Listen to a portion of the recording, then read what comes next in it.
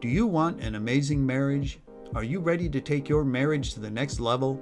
Then stick around for your Marriage Matters podcast with marriage coach Lynn. Let's put some fun and sizzle into your relationship. Welcome to a new series. This will be a different series where we'll have one original episode, this one, along with other previously posted episodes that together form divorce-proofing strategies. Check my website, marriagecoachlynn.com, Facebook page Marriage Coach Lynn, and YouTube channel Marriage Coach Lynn for priceless info on how to save your marriage when you're at your lowest point. Today's episode is called Hanging by Threads, What to Do When Your Marriage is in Crisis. First, I'd like to say, don't wait until your marriage is dying to seek help. Would you wait until you're on your deathbed to seek improvement, or do you seek remedies as maladies arise? Do you schedule periodic physicals, make an appointment if you've had chronic headaches or back pain, or do you hope things will go away? Likewise, it would be wise to do oil changes and tune-ups on your marriage so that you don't end up in a prolonged state of winter. Sometimes, though, couples find themselves in an unhappy state of marriage. Today, we'll talk about what you can do if your marriage is hanging by threads. How do you know if your marriage is hanging by threads? Obvious observations include if you hardly talk to your spouse, if there's a lot of tension, contempt, ridicule, or disrespect in your relationship. Maybe one of you is not sleeping in the same room. Maybe your sex life is non-existent and you can't stand to be around your spouse. Perhaps you love your spouse but aren't in love with your spouse. Maybe annoyances have escalated to the point where you want to be apart from your spouse more often than together. The distance is noticeable when you compare it to the early years of your marriage. You experience a combination of loneliness, alienation, disappointment, depression, or even despair of a failed relationship. Your dreams of a happy marriage have been shattered, maybe long ago. You don't feel a connection or warmth with your spouse. You feel as if you don't know your spouse anymore and you're two ships passing in the night. You feel alone, as if your partner doesn't have a clue about what's going on with you. He or she doesn't understand you and maybe doesn't care anymore. You might treat each other rudely and fantasize about a better life without your spouse. When we're stuck, we tend to think, get out now and move on. We want life to be easy, enjoyable, predictable, controlled, pain-free, and happy. We're future-focused and want to manipulate our lives to get what we want when we want. We are masters at eliminating hardship, and we prefer to take the easy way out. If we don't bail out and leave the seemingly impossible situation, what can we do? We can start making emergency marriage repairs. Start today with gentle, loving acts, kind words, kind deeds. Make the first move, even if it is odd or uncomfortable. Change in relationship requires change in behavior, and that means leaving your comfort zone or your habit zone. Think about the strengths you have as a couple and imagine what it would be like without the oneness you've enjoyed for many years. Admit that there was a time where together you were better than being apart. Hug more often. Express gratitude for your partner and your life. Pray.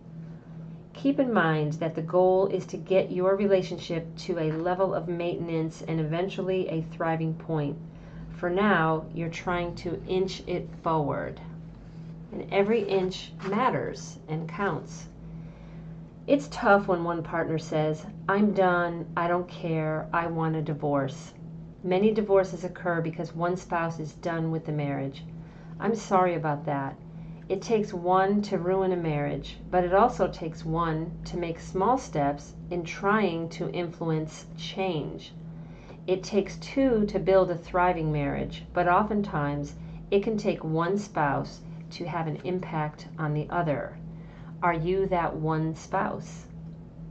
If your partner is completely done with the marriage, Ask him or her for just 20 minutes of conversation and cooperation. Just 20 minutes. It's not much if you've been together for many years.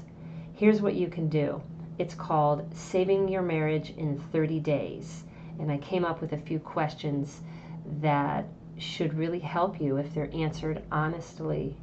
Start the conversation off with, "What's it like being married to me?"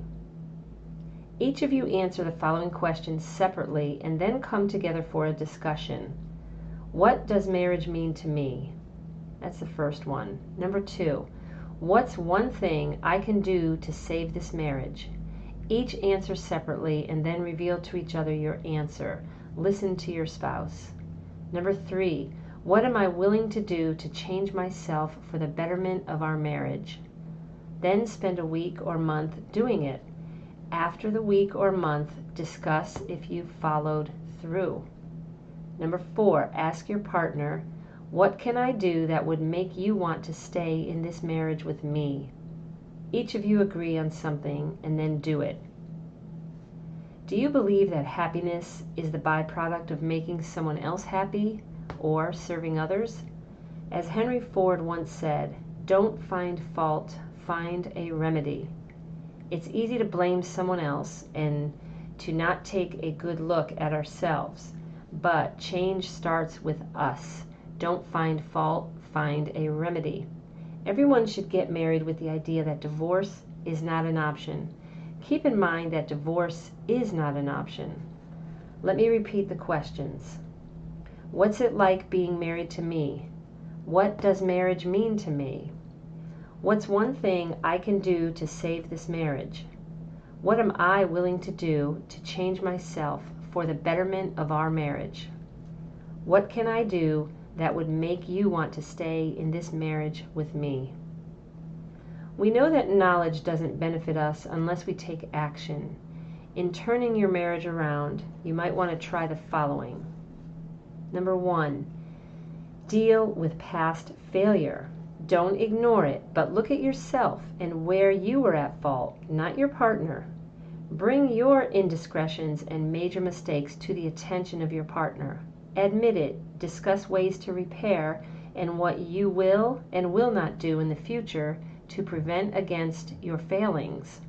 In other words, you're taking responsibility and being accountable for your contributions to the challenges of your marriage. Number 2, check and change your attitude. Attitude can make a difference in how you experience the seasons of your marriage. Discover and speak each other's primary love language. Use tools for empathic listening. Look on my website, find some methods, and post notes in your home on a wall or a bulletin board. Number 5, help your spouse succeed. What can you do to help your spouse get one step closer to a fulfilling dream or goal? When you make someone else happy and help them be productive, you end up being happy. Number 6, maximize your differences and determine how they best fit together. Don't minimize your differences or ignore what unique qualities your spouse can bring to your relationship. Number 7, accept your spouse's positive influence. You've heard me talk about this several times, especially in the Sound Relationship House series last year. When you feel as if there's no hope, it's easy to get discouraged. If your spouse has made no change in the past, it doesn't mean that things can't change in the future. With new techniques, a change of heart, a change of attitude, or a deep desire to turn things around, there is tremendous hope. Your attitude and behavior constantly influence your spouse for better or for worse. If you want to make changes, you need to be consistent with techniques you are trying. Coaching can keep you on track. The decision to try is often the hardest step, and it opens up vulnerability. So don't let the fear of being vulnerable and exposed to your partner hold you back. In fact, most couples who find themselves in a stuck situation have a secret inner world that they don't share with their partner. As long as you're breathing, you can make changes. The farmer who doesn't plant the seed doesn't reap a harvest. What if past hurts are so deep but the spouses can't seem to address them, even if motivated. Bondage to emotional past and present difficulties can thwart your best efforts. Lack of awareness and knowing what to do and how to do it can make people feel like giving up. A skilled professional can help you navigate the process, unravel the entanglements, and provide hope. Some people have friends who are in the fall or winter stage of their marriage. What can they do to help friends? I recommend marriage enrichment programs. Couples could attend a conference or marriage program once a year through your church, in your community. Look online. Go away together, even for a night or half of a day, to reconnect and talk. Couples could read a book together and share. The main point is to do things that will lead to more intimacy. We need to view our relationship as a team. Don't divide over your differences, but delight in them. Don't blame, but reclaim your relationship. We might have different expectations and different perceptions of what a happy, successful marriage is, but it's our duty and obligation to work at a marriage that needs life infused into it. Visit marriagecoachlynn.com and check the resources section for techniques for troubled marriages. Do just one thing that might have an effect on turning things around. What will you do? I hope you'll decide to make your marriage great.